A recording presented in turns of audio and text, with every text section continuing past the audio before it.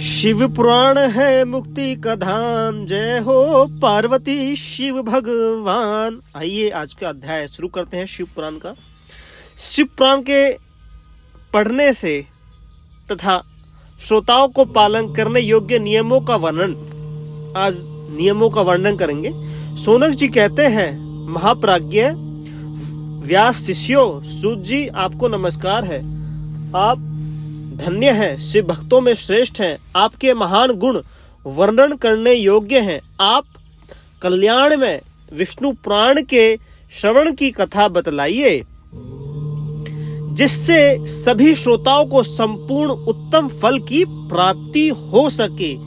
सूत जी कहते हैं, मुने शौनक सुनो, अब मैं तुम्हें संपूर्ण फल की प्राप्ति के लिए शिव पुराण के श्रवण की विधि बता रहा हूँ। पहले किसी ज्योतिष को बुलाकर दान मन से संतुष्ट करके अपने सहयोगी लोगों के साथ बैठकर बिना किसी विघ्न बाधा के कथा की संपन्नता होने के उद्देश्य से शुद्ध मुहूर्त का अनुसंधान कराओ और यत्न पूर्वक देश देशों में स्थान स्थान पर यह संदेश भेजे कि हमारे यहाँ शिव पुराण की कथा होने वाली है। अपने कल्याण की इच्छा करने वाले लोगों को उसे सुनने के लिए अवश्य पधारना चाहिए। कुछ लोग भगवान श्री हरि की कथा से बहुत दूर पड़ गए हैं। कितने ही स्त्री शूद्र आदि भगवान शंकर के कथा कीर्तन से वंचित रहे। उन सबको भी सूचना भेजो, ऐसा प्रबंध करना चाहिए। देश देशों में जो भगवान शिव के भक्त हो तथा शिव कथा के कीर्तन और श्रवण के लिए उत्साहित हो, उन सबको आदर पूर्वक बुलवाना चाहिए और आए हुए लोगों को सब प्रकार के आदर सत्कार करना चाहिए। जो लोग आए उनका हमें अपने हृदय से सत्कार करना चाहिए। शिव मंदिर में, तीर्थों में, वनप्रस्थों में अथवा घरों में शिव पुराण की कथा सुनने के लिए उत्तम स्थानों का वर्णन करना चाहिए। केले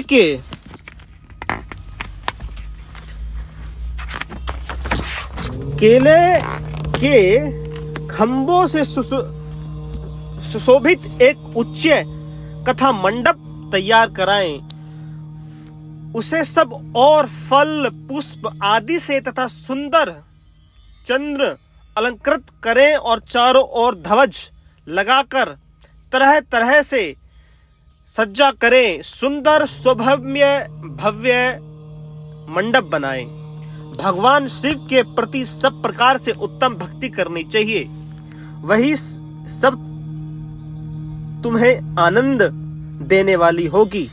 परमात्मा भगवान शंकर के लिए दिव्य आसन का निर्माण कराना चाहिए तथा कथावाचक के लिए भी एक ऐसा दिव्य आसन बनाना चाहिए जो उसके लिए सुखदायक हो, जिस पे बैठकर कथावाचक परेशान ना हो। मुने, नियम पूर्वक कथा सुनने वाले श्रोताओं के लिए भी यथा योग्य सुंदर स्थानों की व्यवस्था करनी चाहिए। अन्य जिसके मुख से निकली हुई वाणी देहधारियों के लिए कामधेनु के समान अभिष्ट फल देने वाली होती है, उस प्राण वक्ता विद्वान उक्ता के लिए प्रति इच्छुक बुद्धि कभी भी नहीं करनी चाहिए। संसार में जन्म तथा गुण के कारण बहुत से गुरु होते हैं, परंतु उन सब में प्राणों का ज्ञाता विद्वान ही परम गुरु माना जाता है। प्राणों का वक्ता पवित्र, दक्ष, शांत, ईश्वर प्रिय, विजय पाने वाला, साधु और दयालु होना चाहिए। ऐसा प्रवचन कुशल विद्वान इसी पुण्यमय कथा को कहे। सूर्य उदय से आरंभ करके 3:30 पहर तक उत्तम बुद्धि वाले विद्वान पुरुषों को शिव पुराण की कथा सम्यक रीति से बाँचनी चाहिए, पढ़ानी चाहिए। मध्यकाल में 2 घड़ी तक कथा बंद करनी चाहिए, जिससे कथा सुनने वाले अवकाश पाकर लोग मल मूत्र का त्याग कर सकें तथा प्रारंभ के दिन से एक दिन पहले व्रत ग्रहण करने के लिए वक्ता को छोड़ कर लेना चाहिए। जिस दिन कथा हो रही हो उस दिन यत्न पूर्वक प्रातः काल सारा नित्य कर्म संक्षेप से ही कर लेना चाहिए। वक्ता के पास उसकी सहायता के लिए एक दूसरा वैसा ही विद्वान स्थापित रहना चाहिए, वह भी उस प्रकार के संशयों को निवृत्त करने में समर्थ और लोगों को समझाने में कुशल होना चाहिए। कथा में आने वाले विघ्नों को नीति पूर्वक लिए श्री गणेश का पूजन करें। कथा के स्वामी भगवान शिव की तथा विशेषतः शिव पुराण की पुस्तक की भक्ति भाव से पूजा करें। तत्पश्चात उत्तम बुद्धि वाले श्रोता तन मन शुद्ध व प्रसन्न मन होकर आदर पूर्वक शिव पुराण की कथा को सुने। जो वक्ता और श्रोता अनेक प्रकार कर्मों से भटक रहे हैं, काम आदि 6 विकारों से युक्त हो, स्त्रियों में आसक्त रखते हो और पाखंड पूर्वक बातें करते हो,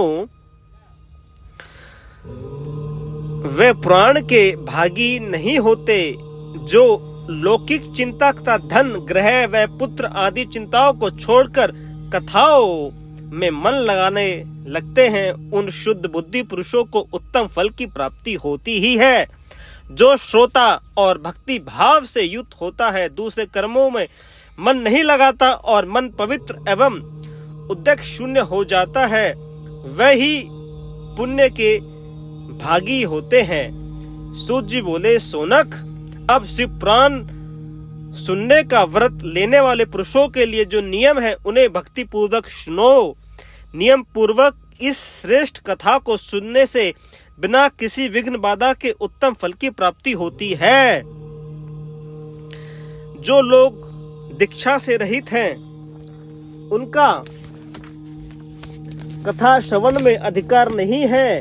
अतः मुने, कथा सुनने की इच्छा वाले सब लोगों को पहले वक्ता से दीक्षा ग्रहण करनी चाहिए। जो लोग नियम से कथा सुनते हैं, उनको ब्रह्मचर्य से रहना, धरती पर सोना, पत्तलों में खाना और प्रतिदिन कथा समाप्त होने पर ही अन्न ग्रहण करना चाहिए। जिसमें शक्ति हो वह प्राण की समाप्तक उपासना करके श्रद्धा पूर्वक भक्ति भाव से उत्तम शिव पुराण को सुने। इस कथा का व्रत लेने वाले पुरुषों को प्रतिदिन एक ही बार हविष्यान भोजन करना चाहिए। जिस प्रकार कथा श्रवण का नियम सुख पूर्वक साध्य हो सके वैसा ही करना चाहिए।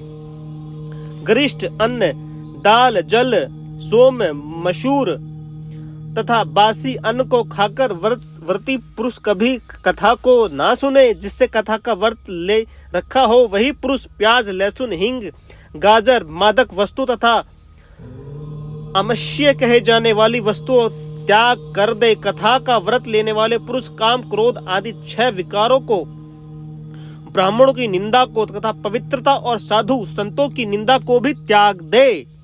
कथावर्ती पुरुष प्रतिदिन सत्य, शौच, दया, मौन, सरलता, विनय तथा हृदय उदारता इन सद्गुणों को सदा अपनाता रहे। श्रोता निष्काम हो या सकाम, यह नियम पूर्वक कथा सुने। सकाम पुरुष अपनी अभिष्ट कामनाओं को प्राप्त करता है और निष्काम पुरुष मोक्ष पा लेता है। दरिद्र, क्षय रोग, पापी, भागहीन तथा संतान रहित पुरुष भी इस उत्तम कथा को सुने। काका, बंध्या आदि जो 7 प्रकार दुष्ट स्त्रियां हैं, वो भी जिसका गर्भ नहीं जाता हो वह, इन सभी को शिव पुराण की उत्तम कथा सुननी चाहिए। मुने, स्त्री हो या पुरुष, सबको यत्न पूर्वक विधि विधान से शिव पुराण की कथा सुननी चाहिए। आगे का अध्याय हम कल स्टार्ट करेंगे। आप लोग प्यार नहीं दे रहे हैं, कृपया करके सब्सक्राइब और लाइक करें, चैनल को कमेंट करें और मेरे साथ आप भी पुण्य के भागी बन रहे हैं, मुझे भी बना रहे हैं। आपका तहे दिल से मेरा आभार है। आपको कोटि कोटि वंदन। ओम नमः।